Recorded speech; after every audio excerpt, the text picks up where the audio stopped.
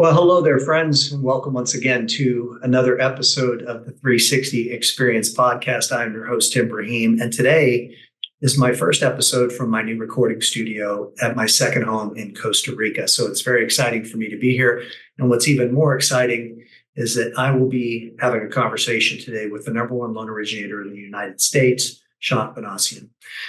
This promises to be full of value. We're talking about a guy who has done as many as 2,000 loans in 1 year.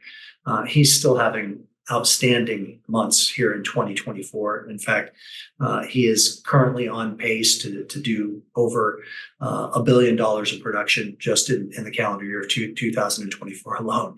We're going to talk about his origins and the importance of his origins, both from a familial perspective and also how he got started in the mortgage business and some of the things that he needed to overcome to achieve the success that he's at. We're going to talk about referral partners and the value that he brings to them and the importance of confidence and how to build that confidence so you can be referable, as he puts it.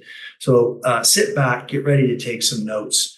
And before we continue, I just want to say thank you very much for your subscribership to this podcast. It's how I get people like Shant to be able to be on the show.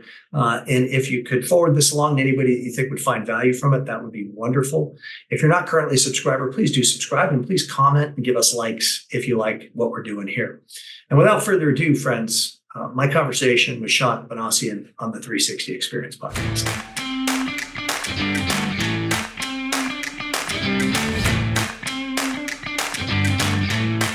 Shant, how are you, man? It's nice to see you. Great. Thank you for being here. Truly my pleasure. I'm happy to be here, excited to chat today. And I'll recharge, ready to go after July 4th here. Yeah, did you have a nice holiday? It was awesome. Spent it in Cape Cod with my wife and my kids, and it was awesome. How many kids you got? I got 3 little daughters, almost 12 next week, 9-year-old daughter, and then an almost 6-year-old this week. So it's got some birthdays to celebrate in the next 10 days. Yeah, those are great ages to they're starting to get active and wanting to do fun things with dad, I'm sure. Yeah, they're awesome. I have very, very active girls. They're always trying to max out the fun. So got my hands full. Yeah, well, I bet you have your hands full, not just because of that, but because of the amount of business that you do, which obviously we want to hit on that in a big way. I mentioned in the intro that I met you for the first time back in early June in Las Vegas. I really appreciated your presentation very much. And I think what I appreciated the most about it was just how humble you are. Like when I met you at the gym that morning, came up and introduced myself, and you're just a real guy. And I really like that a lot about you, and you're very approachable. So I'd like to unpack. There's a lot to unpack here. You're the number one loan originator in the United States. With that comes more questions than I have time to ask. But I'm going to try to get started by starting at the beginning if we can. So how long have you been in the business for? And where did you start? Were you a broker? Were you a banker? Tell us a little bit about the origin story real quick. Yeah. So I fell into this business by accident. I had a friend that was doing it in 2003. I had freshly graduated from college. I was thinking about kind of what I was going to do in my career, and I was working in the nightclub business for a brief amount of time in the city of Boston. And I ran into a buddy during the daytime because when you're in the nightclub business, you're like a vampire, right? And so I ran into a friend at the gym, and he told me what he was doing, and I got into so I was like, it sounds like a great thing. And I ultimately ended up working at a subprime mortgage company called Champion Mortgage. They were out of New Jersey, and I was working in their call center in Massachusetts. And it was a great place to start because the lead channel that I was fortunate to fall into was their internet lead sources. And it was like, I was back in the days of like lendingtree.com, lowermybills.com, and all the other different lead aggregators out there. Why I say I was lucky to do it is like immediately I had to learn how to connect with people on the phone. And then I had to learn how to differentiate myself amongst the 5 or 12 or 15 other lenders that, my clients were talking to. So I and it was what was great about it was they were a place in the sense that they taught you the mortgage business. So like I was really kind of lucky to have a great foundation where they taught me about credit, income, assets, guidelines, all these things, right? To just learn them.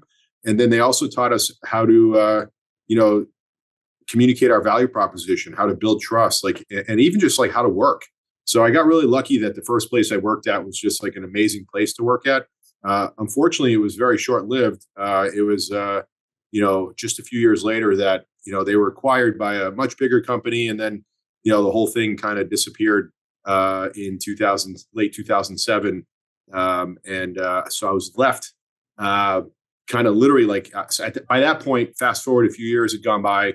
I was actually the top loan officer there, pretty much like within the first year of the company on the internet lead sources, and then I got promoted where I was running a sales team and eventually a call center, and they laid off everybody in one day.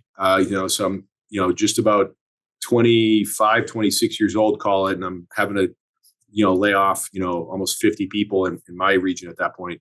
Not really prepared to do that, at that age, right? But did it anyways. And then I was left without like the job, right? In an industry that wasn't really hiring. So I was able to use my contacts from that company and pretty much beg our way into convincing another company called Superior Mortgage to let me open up a branch here in Massachusetts with having no experience. Like I didn't know, if you're familiar with the subprime world for anybody that's watching this, like, you don't deal in the world of rate sheets and DU and LP and all these, like, you're literally like, you have like two products to sell. Right. And so like, I didn't really know the mortgage business. I was just like a really good salesperson, hard worker. But I had so much to learn. I convinced this company to let us open up their branch. But their condition was that I had to move to New Jersey effectively for like 3 months or 6 months or however long it took for them to convince themselves that we were like, okay. So I literally got in my car every single Monday morning or Sunday night and drove to northern New Jersey. I would find a hotel room for as cheap as I could possibly find it and work there till Friday and then drive home on the weekends back to Massachusetts. And I did that from, pretty much from like it ended up being like 3 or 4 months. And finally they were like, all right, you guys know what you're doing. And then we had to open up an office from scratch, funded ourselves and then the fun started and it was a grind. This was 2008 at that point. And, I had come from a world where I didn't have any need for partners, right? Like it was all just lead based. So like I had to open up a mortgage company in the middle of 2008 with no realtor friends, no attorney friends, no, really no network. And I had to go out and build it. And I did.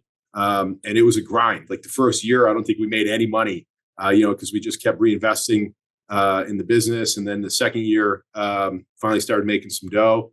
I think in my first year, I did about $9 million in fundings. And I think in year 2, I ramped it all the way up to like, I think just about 20 million.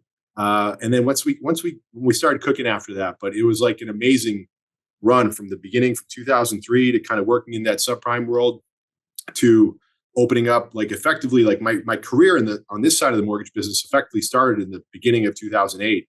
And, I'm thankful for all of it because like I am who I am today because of my start and what I learned from those days. And I can tell you that those experiences in 2008, 2009 really helped me over the last couple of years, kind of keep things in perspective, keep my mindset right, knowing kind of having some experience to look back on, knowing what works in challenging markets and like how to thrive when others are kind of like reeling a little bit. So that's kind of a long-winded answer, Tim, but that's kind of how I got started. Was really like my start was almost like 5 years. It was like 2 different starts I had. It's a great answer, and there's a lot to unpack. And I want to hit on some things that you said that I think are incredibly important for people to hear. So I don't want to take for granted that everybody really gleaned the nuggets out of what you just shared, but there's a lot of wisdom in that. I guess my question was, did you break out in hives? Because when you went to New Jersey, you were close to Yankee Stadium, and as a Red Sox fan, that must have been a little bit too close for comfort. It was, but fortunately. But this was like right as like I was living in New Jersey and New York and all these places, like right as the Red Sox were breaking that curse. Yeah. So I was able to kind of like really be there at a fun time when all that stuff was going down. So yeah, it was. But I still have a lot of really, really good friends in those areas that I still stay in touch with. So it was a lot of fun. So let's unpack a couple of things. It's really fascinating. Just yesterday, I was having a conversation with Julia Wykes and Scott Bertone, who are the two coaches that have been working with me for over a decade now in my coaching program. And I shared with them in our weekly huddle. I said, I've now interviewed yet another person, and this person was Sam Rosenblatt, who his podcast is airing on July 15th. Sammy's, he's not your production numbers, but Sammy does 500-600 loans a year. Okay, so he does some big time volume. He's a beast, and I'm starting to notice a pattern with him now, with you, with Ryan Grant, with me. We all started in call centers. And I think there's something to be discussed here. So I actually didn't start in a call center per se, but I developed my own call center. My third year in the business, we developed a telemarketing operation, and I would just take direct transfer leads from the telemarketers right into my headset. And I used to call it floor time on speed. It was like, talk about accelerating yourself through the learning curve rapidly. Everything that you articulated was exactly what I had experienced as well, which is that I got a lot of at-bats. I had to figure out how to sell against my competition. And I had to know product. I had to counter objections. After a while, you've heard every objection you could possibly get, and then you know how to counter them. But it's a common denominator that I'm seeing in successful originators is that many of them started in this environment where they were, required to just get really good on the phone, and they didn't develop the bad habits. When you get into the business, as you know, and times are too good, you kind of think that the business is about just picking the low-hanging fruit and waiting for your phone to ring. But you and I and several others started in an environment where we had to actively engage people consistently. So I know the subprime world pretty well. I used to do some subprime loans, probably not as many as you, but you were selling negative AM, LIBORs, and all that kind of stuff, and had to figure out how to promote that kind of product. So an interesting thing that I'd like you to comment on. So Dave Gallegos, who is a good friend of mine, who was in Vegas speaking at the same event as us, he was on the panel. He had said to me one time in a conversation we were having, he said, what would it be like if a loan officer's job description when they started was like any other employee, where it's like, look, here's your scripts, here's the phone numbers. Your job is to make, let's say, 6 hours worth of calls a day, 5 days a week.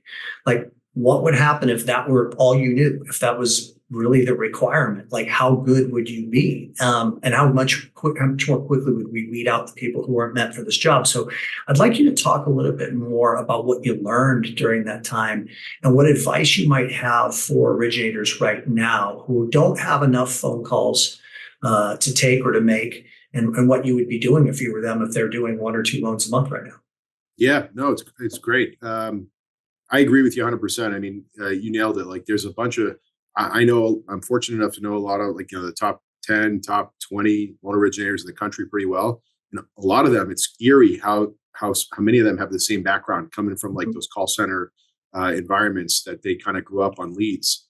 And I think there's a reason why that was a recipe for success. I have zero call reluctance. I have zero problem being proactive all day long. In fact, all I do all day is make outbound calls, to my clients, to my partners. If things go wrong, I have no problem jumping on the phone.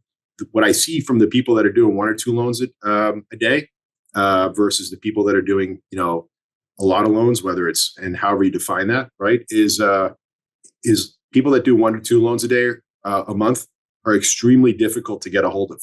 The most successful loan officers in the world are some of the easiest people to get a hold of. You call them, they call you back right away. They pick up, you text them, they text you right back. It's not hard.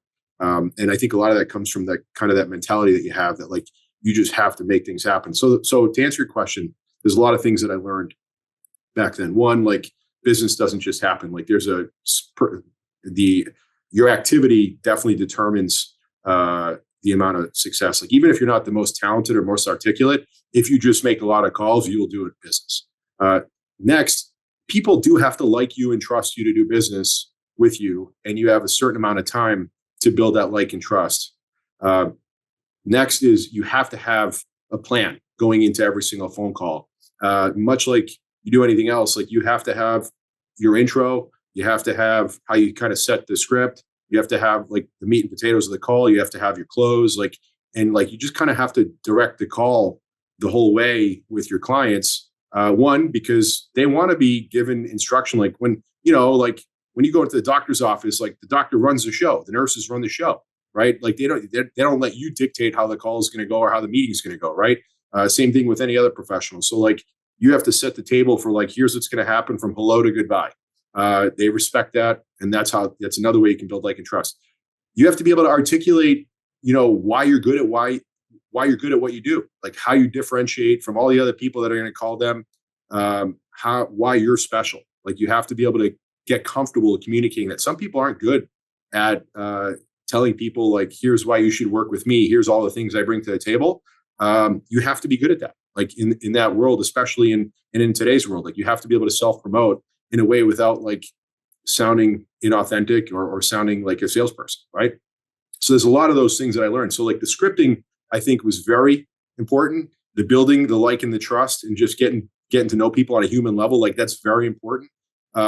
Having structure to the call, and then just like ultimately like not, and then just being able to being comfortable, just getting on the phone with whoever, whenever, whether it's the morning, night, whenever there's an issue, when it's proactive, reactive, like all those things are very, very important.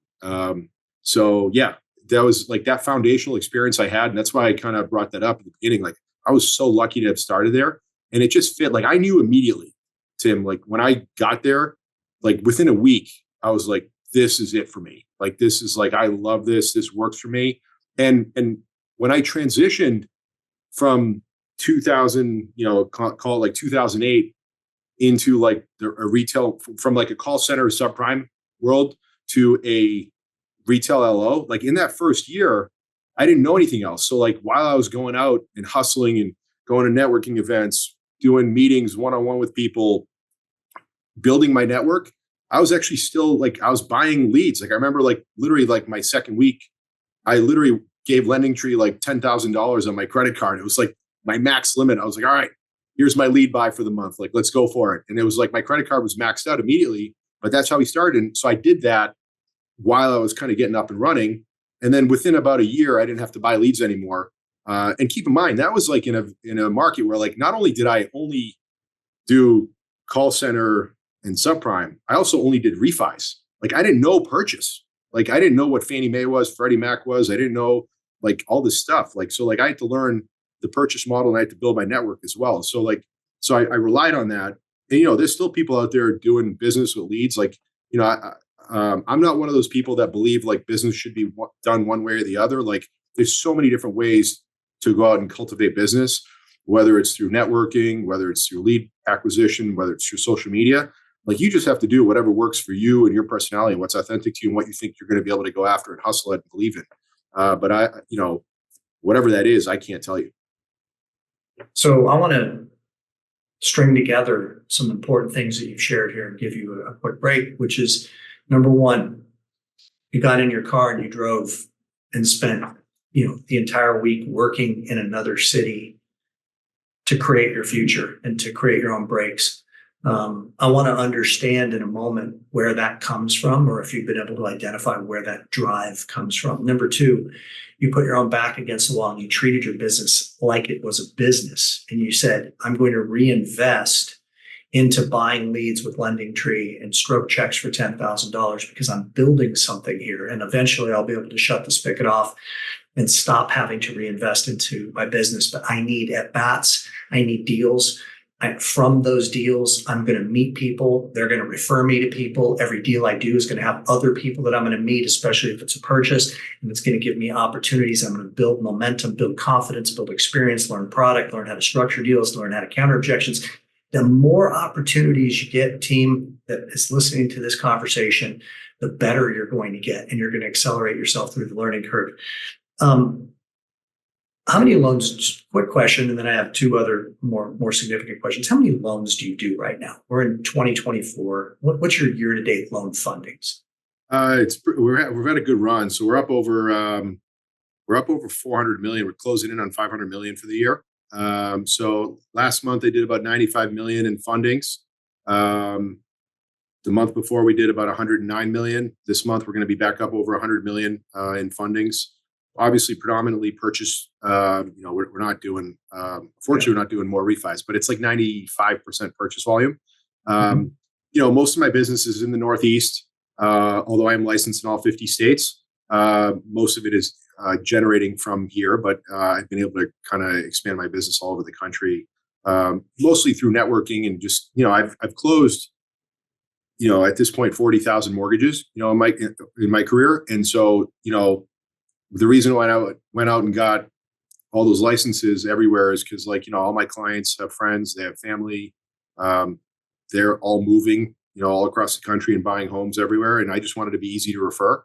I didn't want them to have to wonder, like, where is Shant, where is Shant licensed? Like, I wanted to eliminate that as any friction. And, and so then I do business with loan officers that aren't licensed in a lot of places. I do business with realtors as um, their clients are moving out of state, even though they can't help them. A lot of times they'll put me in touch with them. So, like, it's made me a lot easier to refer. It was obviously a big investment in both of time and money, but like, I'm so glad I did that. But yeah, so I mean, look, my goal is, How many loans have you done this year, units wise? units wise, I honestly, I should have been prepared with that question. But Ballpark. my average loan size is, call it 600,000 year to date. So, But done about 8 or 900 units already this year. yeah, it's been a good run. I mean, we've been hanging right around. We're constantly always over 100 units a month. I don't. Like, I'll be honest with you. Like, I I don't live my week. Like, I'm not in the reports, like, looking at, like, where I'm at year to date. Like, I'm literally looking at it month by month by month by month. And generally speaking, I even break it down week by week by week. So, like, I'm not really like, I'm keeping score weekly and monthly, like, not like a tally. I'm sure I could run a report for you and give you exact details in a second, but, like, I know we're somewhere between 4 and 500 million. Every time I ask you a question, you give me an answer. I've got five more questions, so I'm gonna bounce around a little bit here. So I do have a few more that are in the backlog here that I want to get to, but let's talk about what you just said there. So what's the reason that you don't get caught up in the annual numbers and you're looking at it as granular as week by week? I have a sense that there's some wisdom in there that you want to share. Yeah, totally. One is, I found it to be super distracting. Like, I don't like, when I was looking at, like, in the past, there was times, it's been years, by the way, since I've been like that, like, where I'd constantly be looking at, like, the leaderboards and where I'm at month to date. And I was, like, comparing myself to, like, all these other people. And frankly, like, that comparison was just a distraction for me. Like, if there was, like, a week where, like, somebody that I didn't think I was at my level, like, had a better week than me, like, it would totally screw me up and it would, like, throw my mindset off. And so, like, um, so that's it, like, frankly, like, the only person I'm competing with is myself. Like, and like, I know what it takes to have success on a weekly, monthly, and yearly basis. So, like, when I create my plan, my goals, all that kind of stuff, as long as I stick to those, we'll be okay. And then, frankly, when we're looking at things weekly, like, we have a whole set of metrics that we cover on a weekly basis. Like, I threw them up on the board when we were at Mastermind, and I have them right here in front of me. I grabbed the sheet, but, like, you know, if I don't hit a certain metric, there's a reason why that we didn't hit those numbers for the week, whether it's locks or leads or whatever. And then we discuss, like, hey, what do we have to do to get our leads back up next week? Or like, why is this trend happening? For, what's working and what's not working. Like, and so, like, but when you start looking at things like 6 months in, like, it's too hard to, like, pinpoint things. Like, whereas, like, if you're looking at things weekly and monthly, like, you can really pinpoint, like, what your activities and actions have been and why the results are what they are. Whereas it's too hard to do that over a large period of time. So, like, there was two reasons for it. It was, one, the business nature of, like, just being focused on, like, what is causing the result right now, and then two, not being, like, mentally distracted. It's no different than, like, when you're scrolling on social media and, like, you see everybody's, like, fake perfect life, right? Like, and you're kind of, like, feeling like, oh, how come I don't have that? Whereas, like, they don't have that either. It's just, you're seeing, like, what you want them to see. And, like, so with that, I just stopped comparing myself. Like, I find out where I stood every year at the end of the year when Scotsman's comes out, and then I think about it for, like, 30 seconds. Usually we're happy about it, celebrate, but then we get back to work. Like, there's not a lot of, like, you don't see me posting a lot about it. Like, I'm very grateful, proud of everything we've accomplished. But, like, we're kind of always on to the next thing and moving forward. So we should probably celebrate our successes a little bit more. And we try to do that, but like, we're always just like in it. So I think that there's something incredibly important that you shared there, though, by breaking it down into a weekly, much more granular purview that you're looking at. You can see things in that shorter window that you wouldn't be able to see if you looked at it over, say, a quarterly or a semi-annual or an annual period of time. And what I heard you say is that you've isolated certain metrics that you know to be incredibly important, leads, locks, et cetera. And by looking at it through that short window, you can see if something has fallen off and you can course correct, and you guys can get together as a team and go, hey, look what the numbers are telling us here. And what do we need to do to get our numbers back up? So, okay. You referenced the importance of being able to answer the question of why is it that I want to work with you? So why do I want to work with you? You're asking me? Yeah. Yeah. I mean, look, there's two different people I'm answering that question for. You've got my consumer, right? Like my client that's trusting me with their home purchase, and then there's the realtor, right? Or whatever kind of partner you work with. For the consumers, right? Like, to me, one, like, now my answer is different than it was a couple of years ago, right? Now I've done this 40,000 times. I'm a expert. I'm obsessed with what I do, and I've got your back 1,000%. I know what the obstacles and challenges you're facing in this market is, whether it's affordability, whether it's how challenging it is to win. And I've got all the solutions for that. And I'm always going to be available to you. I'm going to make sure you're prepared, empowered, confident throughout this home search, which can be overwhelming and challenging. I'm going to be the one that's the quarterback between your realtor, your attorney, your title company. I'm just like, I'm your person. Like, I only win if you win, and I'm obsessed with winning, and I'm obsessed with you winning. So like, like I get much more granular in terms of like, I'll explain kind of like, who we are, what we bring to the table, our access, our availability, all the little things that we do to help them stand out in a very competitive market. Because everybody's markets are competitive. Everybody thinks their market's the most competitive. I do know I work in one of the most competitive markets in the country, right? And so like I've changed a lot of our systems and our processes in order to help our clients win. Because like they're competing with very, very, very qualified people. A lot of times they're competing with cash. So like they need to do everything they can to stand out. And I have the solutions, right? So like they have obstacles and challenges. I have solutions, as simple as it is. From my realtor part. Real quick, I just want to comment that like I think that there's some real importance there in being confident in yourself. Yeah. And that's not something that just you're born with in most cases. But there's a real attractiveness for a referral partner and or a borrower when you can say to them, look, I'm really good at what I do, and not in an arrogant way, but like in a confident and humble way, which is what I just heard you articulate there. So I hope everybody's taking note of that. And don't forget what Shant said at the beginning of this conversation. In those early days when he was at that call center, he got a tremendous amount of experience in structuring loans. That's what built his confidence.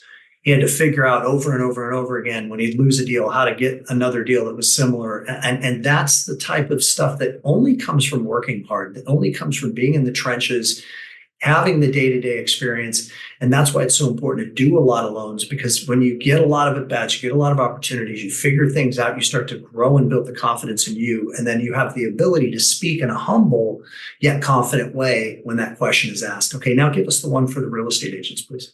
Yeah.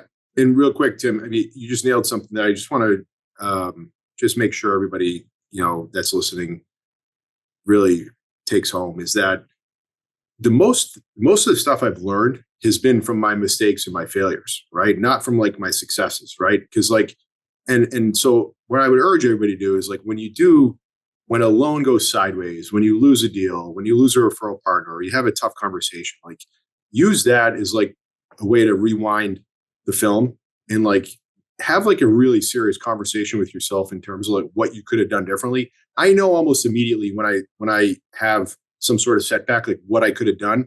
And that's what I think a lot of successful people do. I think a lot of people that aren't as successful or have had challenges kind of take a victim mindset and blame it on somebody else. and never rewind the film and kind of see what they could have done differently or hold themselves accountable to it. So like my biggest, like I didn't, there wasn't like this, there's not like this, I don't think there's a better way to learn in this business than having successes and failures and really kind of like using that roadmap that you take away from those lessons and applying them right away for future deals. So like I'm very good at that. Like I tend not to take things very personally, and I just try to step back, look from a little bit of a higher level down on like what I could have done and try to coach myself through it. I think that's a very important thing that people should take out of this. From a realtor partner standpoint, again, this has like been one of the most trying years ever to be a real estate agent, or maybe, the last few years, right? Like there's low inventory, sales are down. You've got this NAR settlement that's been in the media and in their face. And so they're faced with uncertainty. They're faced with challenges, like, they're people too, and they've got, families to support. They've got goals. They've got their challenges. And so like, ultimately, like I'm not looking to be just a vendor, right? Like I'm not just looking to be like somebody with like passing out rate sheets. Okay. Like I want to be their partner and I want to be their mentor, right? Like that's kind of like, if you were to ask my partners that we work with, whether they're like, I'm a part of their team and I'm somebody that adds value to their teams in the sense of like, again, I have the solution. So one, I can help them convert their clients at a higher clip than somebody else because of all the work that we've done. Two, I'm somebody that can come in with information that can help them be better for their clients, right? So like I take it for granted at this point that I'm going to crush it from a mortgage standpoint for their clients. Like I'm going to hit their clients with every single tool they need to win in this market, to combat affordability, to understand products, to be confident, like, and to be able to act. Because one of the things that I've noticed is that like when things get, multiple offers, bid over asking, waived contingencies, all these things, people tend to freeze. Well, if you work with me, your clients won't freeze. Your clients are going to be able to take action instead of doing nothing, right? And ultimately, I'm going to create higher conversion for you. Two, I'm going to come in to your office weekly, monthly, in your emails daily, on your social daily, and I'm going to provide you content that you can utilize to be better and to be able to be a better partner. To be able to better advisor for your clients, like so you can nurture your clients better, so you can advise your clients better, so you can feel more confident in what you're doing. So like for me, it's just being a mentor, advisor, and a coach, not just a vendor. I don't want them to look at me as like, oh, my mortgage guy. Like it's like I'm not like, very rarely am I ever talking about like here's how great my rates are. Like I'm always leading with like information that they can go out. And one of the things I said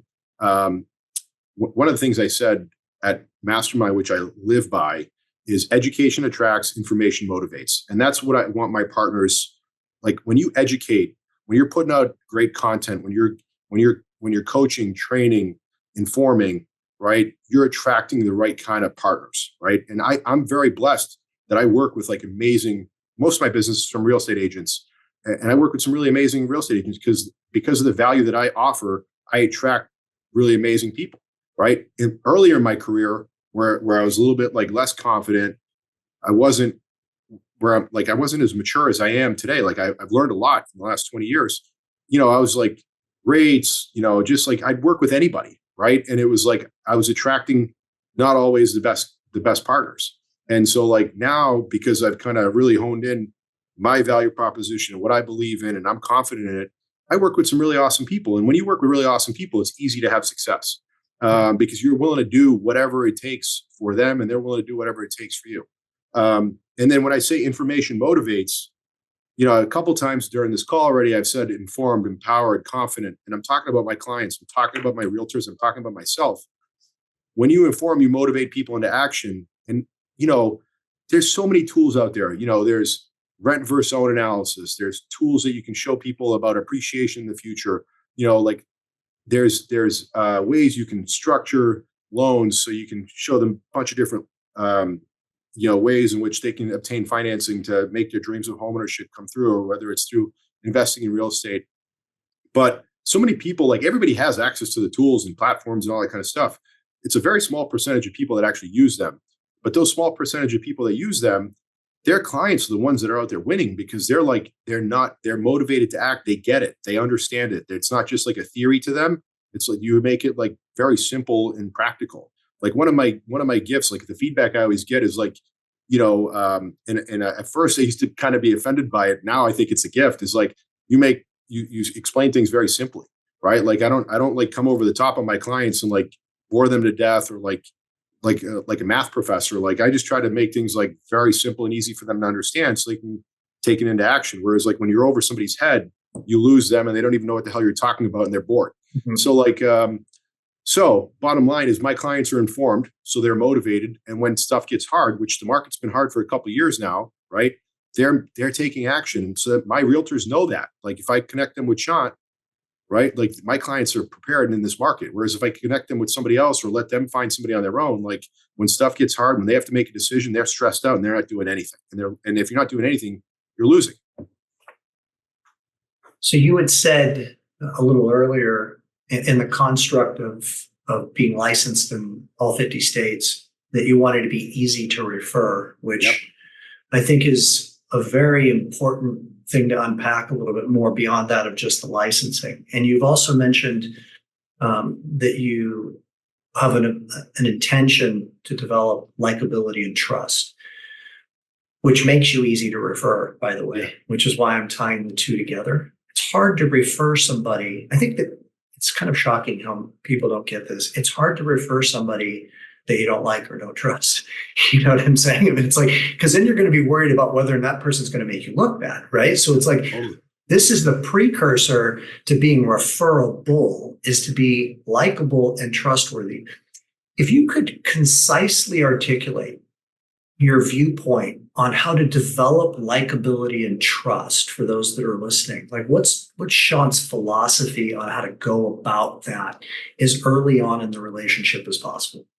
Whether it's your partners or your clients, ultimately understand, like I try to, one, have some commonality with my clients, but really more importantly, like they know almost the first things out of my mouth, whether it's with a realtor or a client, is, so tell me about what your goals are, right? Like they know that I'm immediately interested in finding out why they're here today, whether it's a client on the phone or whether it's somebody here, like whether it's a real estate agent, like tell me where you're at with your career, tell me about your family, tell me where you're looking to go, where you've been. With a client, it's like, why is it important to you right now? Like, where do you want to end up? Why is now important? What are your goals in the future? And I just find that the more you can learn about people and you actually show like a genuine interest in understanding where they're at and seeking to understand, then they immediately like you. Like if you're just talking at people the whole time, mm-hmm. like they're like, this person's just like everybody else. He's just a salesperson, right? So like, so in a concise way, that would be the most, I immediately try to find out as much as I can about why people are where they're at, and I try to meet them there. Great answer. And I think it could be slightly confusing, I would imagine, to anybody who picked up on your statement early on, which was you have a very strong intention about driving the conversation down a certain path, which, by the way, I can't agree with you more. That's one, sales 101 in my mind, is that like, look, I know what they need to be taught, and I need to take them through my system of me showing my value proposition. If I leave it up to them to ask me the questions that I need them to ask, it's probably not going to happen. So just to clarify the confusion and for you to verify this, it's kind of a combo of starting with creating that likability and trust by showing that you care and asking them a lot of open-ended questions and getting them to open up to you. And from there, taking that information and driving them through your process of how you present yourself and the value that you bring. Is that accurate? 100%. Yeah. And I think that Shant, I think it's so shocking as to how few loan originators really actually have a system for selling themselves that kind of models that. But to me, that's where the difference maker is, right? So there's something I've been struggling with during this conversation. So I'm gonna ask you now, which is this notion of your value proposition in part being to always be available, to like, I'm always here for you. I'll take your calls.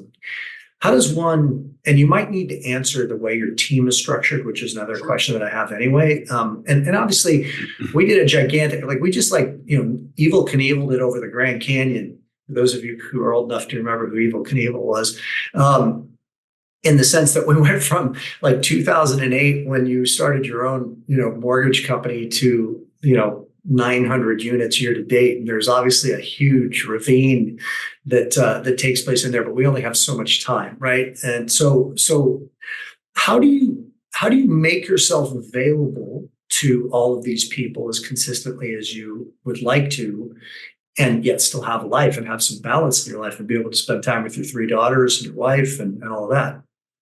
Yeah. So, great question.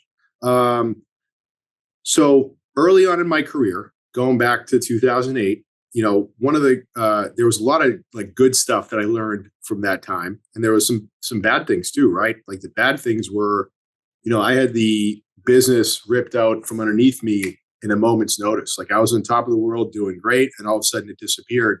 And then for like a year or two, it was extremely difficult. Like, you remember like every single day there'd be 2 or 3 mortgage companies shutting down. There was like websites that would like talk about. So like there was a lot of like, and I was young, like I was in my 20s when all that was going on, right? So like that was like built into my core. So one of the things that I struggled to do early on was probably hire because I was afraid to take on. I was always worried that like that was going to happen again, and I was so that was one of the things that like I struggled with, and I tried to do everything myself. And I realized pretty quickly that that was like impossible. And unfortunately, I wore the badge of honor that now I talk to loan officers about not to wear, is that like everybody wants me. I have to do everything. I'm a control freak. And it was like so dumb now that I look back at it, but like that's what it was. Like, if I admit it. So, so back then I was doing everything. When I say like I was always on, like I was always on. Like Sunday, Saturday, night, morning, whatever. If you called me, like I was on it. And like, look, I'm not afraid to work. I was like, 80, 90 hours a week for years, right? And like I was like on a mission. But that changes as your life changes, right? If you want to be happy in something other than just work, right? Like, as I got married, had kids, all that kind of stuff, I realized like, look, like I don't want to just be like this great loan officer that makes money. Like I want to also have like a fulfilled, happy life and show up for the people that like, that have always showed up for me. So as I started to hire team members, we've built like really great efficiencies in systems. So like, for example, on the weekends, generally speaking, we always have like 2 to 3 people covering every single weekend, so that like truly like every email that comes in over the weekend is responded to immediately. Every call that comes in is responded to immediately. Every pre-approval request, new client, all handled. Like it's all systematic. At nighttime, we have coverage till 10 p.m. every single night. So like literally I wake up in the morning and there's like only the emails that came in are the ones that came in from 10 p.m. and I'm answering those things pretty early just to kind of clean it up. But like, so I've invested that money in myself because like I didn't want to be that person anymore. Like I didn't want to, and I work just as hard as I did back then, but like I'm just like I do it more structured, more rigid. I was also afraid early on, and I don't know if afraid was like, I don't know if it was like a little bit of like a fear of scarcity, right? Because of what had happened.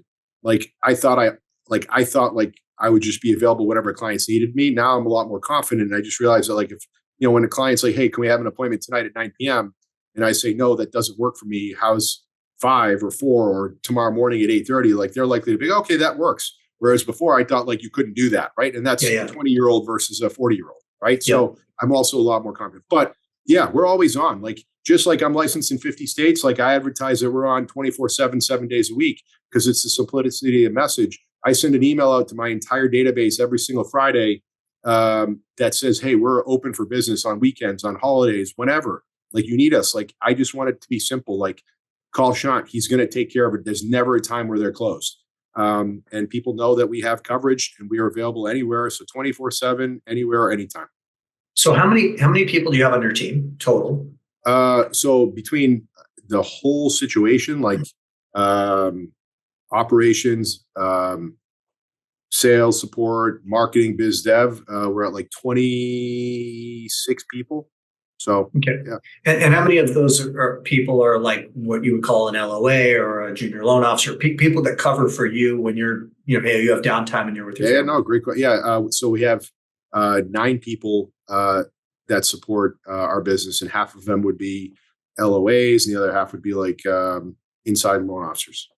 So what I heard here that I think is really cool is that there's this early version of Shant who I can relate very much to, who I was very much like as a loan originator as well. I mean, I'm a little older than you, so this will date me, but I'd be, be pulling over to the side of the road at 8:30 at night with the Thomas guide, trying to figure out where this person's house was because I was going to take their application at their house. And then I finally made the transition to realizing that no, I can have balance in my life, that I'm making up a story, that's how the business needs to be done, that I could simply give the person alternative options to meet me at 4 o'clock or 7 in the morning before they go to work or whatever I deem to be my working hours. And people would just roll over and accept. But there's this tenacity that is this underpinning of this entire conversation, that is the young man who would drive to New Jersey and then talk somebody into letting him start his own branch in a 2008 market where nobody was expanding, and then that carried that over into being this man who was devoted to working the 80 or 90 hours a week, who then finally figured out I can still have the same tenacity, but we can have that tenacity as a team, and therefore continue to embody that same mentality of we're going to really be there and outwork everybody, but do it in a systemized and organized way to where it wasn't taxing any one individual so severely. So I have a huge question that I have a feeling is going to take a little time for you to answer, which I'm looking forward to hearing. But before I ask it, I have one quick question, which is that I don't know who I heard this from. Somebody had told me that you had done an interview in the past and that you were asked how many basis points you make per loan, and I think you had said 65 is what I remember from the story, and that your response was something along the lines of 65 basis points on $1 billion in production or whatever is plenty of money for me. I don't need any more than that. So I'm going to ask you the question. I don't know if that's a fable, that's a rumor running around. That's definitely not true. I would never have answered that question on a podcast or anything like that. I definitely I don't remember that. I definitely wouldn't have answered that question though. Well, so does that mean you won't answer the question if I ask you right now? Yeah, like I don't like getting into like compensation, all that kind of stuff, and like these type of formats and where stuff lives forever. It's just not something I'm comfortable with doing. Cool. Can I ask? I'm going to ask a question in a slightly different way, and if it's still uncomfortable, totally cool. What probably happened was somebody said, like, hey, can you get into like how much money you made? I think somebody asked me that one time at like a Housing Wire conference. And I was like, I did $1.7 billion. You can probably make up some math and I'm pretty happy with that. I probably answered it that way. Some sort of terse response. Gotcha. So the question, and I'm going to try to be very refined in it. I'm putting myself in the shoes of somebody who does 3 deals a month right now. And they're looking at you going like, I don't even like, this guy's on a totally different planet. Okay. Did you get there in any way by being the low cost leader? And if so, there's no shame in that because you make it up with volume. But I'm curious, is it low cost as a part of the value proposition? Or was it these things that you shared earlier that you're doing and being true partners to your real estate partners and sending them content and all of that? Yeah, no, it's a great question. That's a really great question. So I've always been kind of like priced, so I always back to Massachusetts, like we have some really stiff competition here. Like, so like you kind of, and then even within like when I first came to Guaranteed Rate, like, I learned a lot about, so when I first came from like Superior Mortgage, right? We were like a net branch model there, right?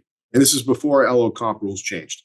So you could price kind of like whatever back then. And then when I got here, I realized like, when I first got to Guaranteed Rate, I was doing $50 million and there was all these people doing 300 million, not all these people, but there's a few people doing 300 million, 400 million, a bunch of people doing $100 million. And my mind was blown about like how these people could do that kind of volume.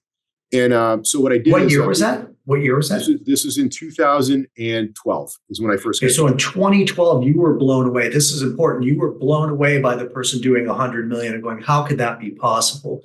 Here we are 12 years later, and you've got multiples over that. Keep going. Yeah. And so what I did was I got in line with I've never been the lowest cost in the market ever. I've always been kind of priced with I'm priced very much in line with where I need to be, because when you have a team model, when you have all these people and you have expenses and all that kind of stuff, it doesn't work if you're low cost. You have a business, you have to pay your bills, right? So bottom line is I'm always priced fairly in the market, and I trust that my value proposition is going to be what separates me if the pricing's close, right? I'm never the one undercutting the whole market. It just I wouldn't be able to have a staff. It's very hard to maintain marketing support, branding support, all the events that we do, all that kind of stuff. I need to have revenue and profit, right? So to be able to pay for all those things. So no, I've never been that person where I'm just a rate sheet lender, just do it that way. I've always been kind of priced in line with if I'm probably priced in line with where 90% of my company's price. There might be some people a little bit lower, but there might be some people higher, but everybody's kind of generally in the right same ballpark. So no, I've never been, but what I did find is that by being really competitive from a price standpoint required me to do more volume. And so by doing more volume, that allows me to generate more resources to do all the stuff we're doing, marketing, branding, events, and hire people. So the difference maker for me has been all the extra stuff I'm doing.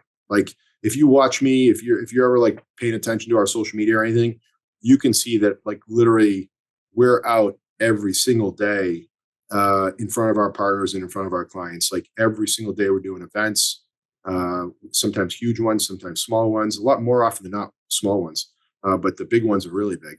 And it's purely based on the activities, the actions, and then all the other stuff we're doing. We're running it like a real business. And I don't know a lot of really successful businesses that have the lowest margins that really crush it. So to answer that's how. And I don't know a lot of successful businesses that don't understand that it's important to reinvest into business development and marketing, which is exactly what you're describing that you're doing. I mean, what I'm really hearing here is that you built a team around you that allows for you to do what you're best suited to do, which is to be out there making it rain and leveraging the context that you've taken time to develop over the years.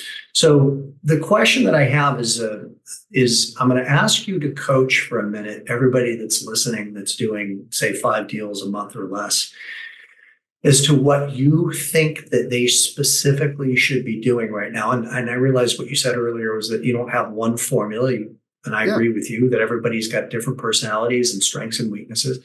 But what would be some of the important things to do right now in today's market? And hopefully what that's going to do is answer the other question that I had, but I don't know that we have time for both, which was what happened between 2008 and say 2020. There was a lot that happened in that cavern that we talked about that you learned and grew from and leveraged and figured out. So hopefully that's a little bit of part of this answer to the question that I'm asking. Yeah. No, great. All right. So for the people that are doing 1 to 5 loans a month, right? The basics are the basics because they work, right? And so you got to just so whoever your mentor is, your coach is, if it's this podcast right here, right? If you're doing 1 to 5 loans a month, you have all the time in the world, right, to increase your activity, right? So every single day, if I was trying to build a business, when I did, I'd be having at minimum 3 meetings a day, right? And when I mean 3 meetings a day, I'm meeting with, if I'm doing 1 to 5 loans a month, that's literally call that 10 hours of activity total to close, to communicate, all that kind of stuff. There's 40 hours a week, 50, 60, 70 hours a week, whatever you want it to be. You have there's so much more time in your day. So the amount of, I would start with three basic meetings a day. whether it's with financial planners or realtors like that. If low hanging fruit, that's where I'm going, right? So I'm doing 3 of those a day. It's 15 a week.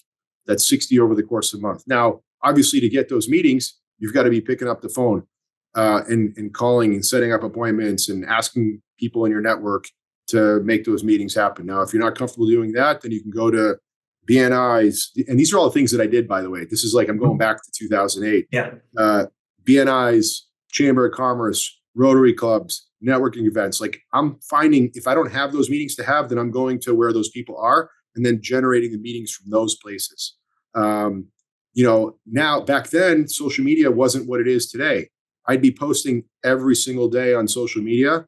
I'd be sending out email blasts to everybody that, getting email databases and realtors and like contact information.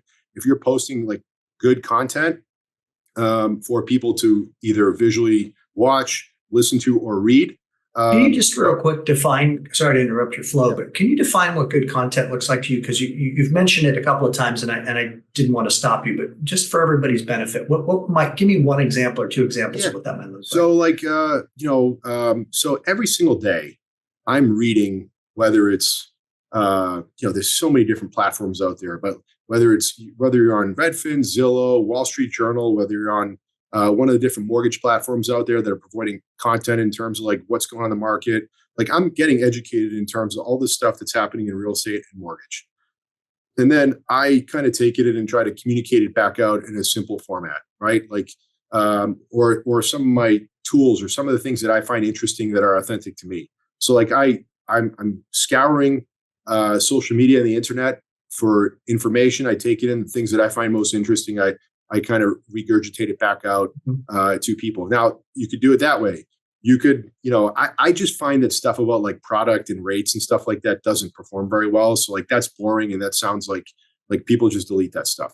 So like people want kind of the news. I want to be the news, right? And I want to pierce through all the noise. Like there's a lot of noise out there. I want to be their news source for mortgage, for housing, for real estate. Like when and so that's what's happened. Like I can't tell you the amount of people I'll get on the phone with them. I'll be introduced to them from a friend, family member, or realtor. And they'll be like, I've been watching your stuff for years. I already know who you are. And it's because we've been putting content out via our email, social, and platforms. So that's how I would do it. So I would be posting every single day. I'd be sending out email blasts every single day. I'd be attending good old fashioned networking events. Like it's limitless. I'd be going to, if you want to get real old school, like if I was really starting out, like, the real estate, I was a member of the Greater Boston Association of Realtors. I still am. I'm going to an event just in a couple of weeks.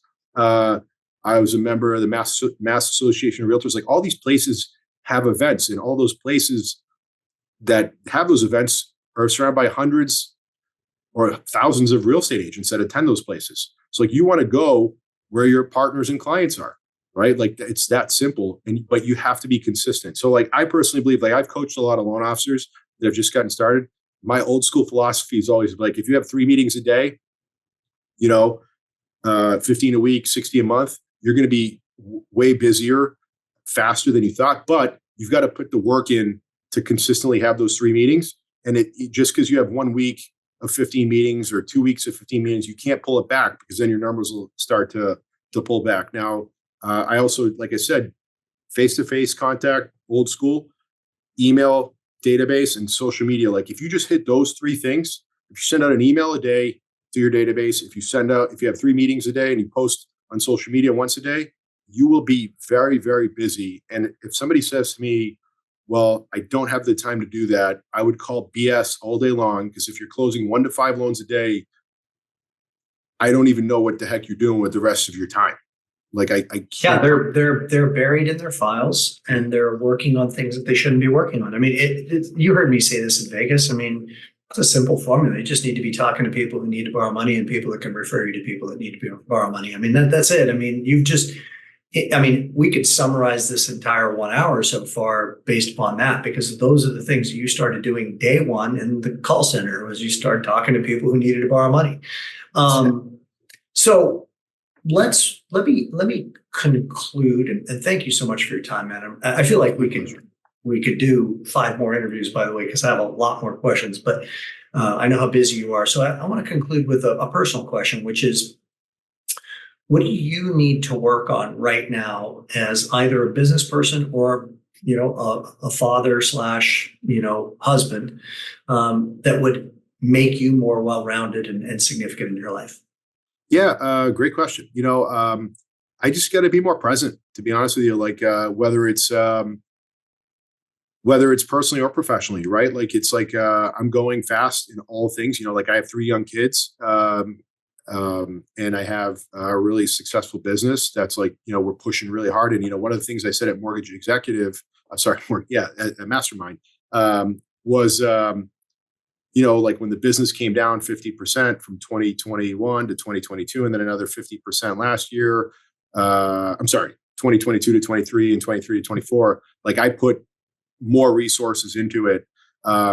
So like, sometimes I just got to slow things down and evaluate a little bit more. We have a lot of stopgaps in place at work to like, totally make sure we're having our meetings and checking in and accountability and all that stuff. But like, sometimes I just got to take some like quiet time and just be like, all right, here's the things I don't need to work on, and just be a little bit more focused there. And just at home, like, it's like we're in that crazy part of life where we're always going, like when we're at home, it's not like we're just chilling out on the couch. Like one kid's going to one hockey game, lacrosse practice, field hockey, friends, all that kind of stuff. So like sometimes just kind of like a little bit more rest and recharge. I think I'm starting to value that stuff a little bit more than I used to in the past. So that's something that I'm actively working on right now. Is like I'm finding that I used to think like I was like, just go. If you just go full out hard work, effort all the time, that's when like the ideas will come. And I'm starting to realize that like in some of my quiet time and when I'm most rested and recharged, like I come up with some of my best ideas. And so I'm starting to kind of prioritize that a little bit more, and I'm seeing that it actually works, which is kind of cool. Yeah, I want to comment on that. So this is actually my first podcast in my new recording studio here in Costa Rica that we're talking from. Wow. And I've been coming here for 17 years. I own a home here and I do retreats here. And over the years, as I have ramped up the amount of time that I spend down here, which is now 3-4 months out of the year, I realize that I am a much more creative and intuitive person when I'm here. And the reason is because I get up really early here. I go for a walk on the beach. I'm in nature. I kind of slow my mind down. And then all of a sudden they start getting all these crazy downloads, man, like just like great ideas, like just drop in. As soon as I like kind of clear myself from the mental clutter of like the chaos of everyday life and being busy, busy, busy, it's like I'm actually able to receive like wisdom that can just come in. I know that sounds a little esoteric, but that's how it is. And it's why I've been doing my retreats down here for 13 years. And people ask me sometimes like, well, why do you do your retreats in Costa Rica? And I'll be like, well, you've never been to Costa Rica apparently, because like that is the perfect place to do a retreat, because when I can get people off the grid and into a quieter, more present state, that's actually when they come up with some of their greatest ideas and that can catapult their business and their life to another level. So I want to validate what you're experiencing. I find it to be not only true for me, but true for many other people. So I'm really glad that I asked you that question. Is there anything that I should have asked you that I didn't ask that you can think about? I would say you did ask it, but then we kind of got somewhere else. You said, "Why am I the way I am?" Yeah.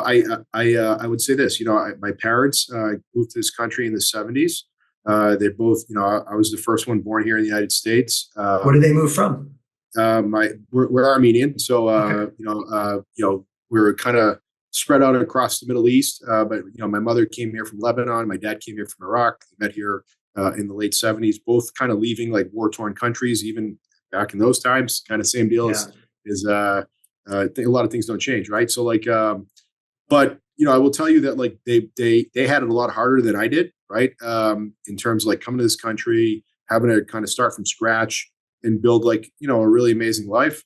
So like I've always had an appreciation for the opportunity that is present here, right? And like I also because I think of that, and I think my parents did a good job of like doing a good job, and I probably didn't realize it at the time, of like helping me kind of keep things in perspective at all times, and like that really helped me over the course of the last couple of years. it helped me over the course of like 2008. It's helped me my whole life. That like, hey, like this isn't really hard, right? Like even though it's hard, like there's other kinds of hard that are like devastating, right? This is just like challenging, right? And so like having that perspective is always there. That's been important. Understanding and being grateful for the opportunity that's present has also been something that I was gifted to from them. That like I never took any of this stuff for granted, but I also understood that like it was all about like just putting the effort in. So like I kind of owe a lot of my success to like that kind of upbringing of like just having that is like foundationally important to me. And so like people are always like, well, why do you work this hard? Like, do you really even need to do this? Like I'm working just as hard. I'm just smarter and more efficient than I was before. But like, why are you going this hard? And I'm like, well, this is what you're supposed to do. Like, this is business. It's sport, right? It's like, it's supposed to be challenging. It's never supposed to be easy. It's not going to be easy next year. We're just going to have there's going to be different challenges next year, the year after that, I think everybody's waiting for like this perfect market. And you've been doing this a little bit longer than I have. Like, I don't know if there is like a perfect market. Like 2021 and 2020 were hard too. They were extremely hard. Like, everybody was complaining that they were working in their pajamas until 11 o'clock at night. Yeah. Like every year has been hard for a different reason. So like, I've stopped like waiting for like that perfect market. Like I just treat every market for what it is. There's opportunity in every market. There's obstacles and challenges. And if you can be the solution, you're always going to be all right. And so like, I love this business. I'm fortunate. I'm so grateful that I found it. Like nobody wakes up dreaming to become a loan officer, right? Or in the mortgage business. I don't think anyways. But I'm grateful for it. And so I think that's one of the reasons I'm successful. So like, there's a lot of people out there with negative energy, with negative vibes. And like, you just got to separate yourself from it and attract to the positive ones and the people with the right perspective. And I think it's very important. I've also been more selective in terms of like who my circle is and who I surround myself with. And that's been also massively important to me. So like, if there's something you can take out of there, and one thing I've learned, one of the things I'm going to work on, Tim, is I've got to become way more articulate. Like you're a master with, communicating, and I picked up on that. Like, so I'll put that on for next year. But there's some stuff there in terms of perspective, opportunity, gratefulness, positivity. That stuff is like most of the successful people I know have all of that in them. There's not a lot of really successful people that are like super negative and like ungrateful and don't see the opportunity. Like most of the successful people I know, a lot of them are like, there's a lot of that mixed in there.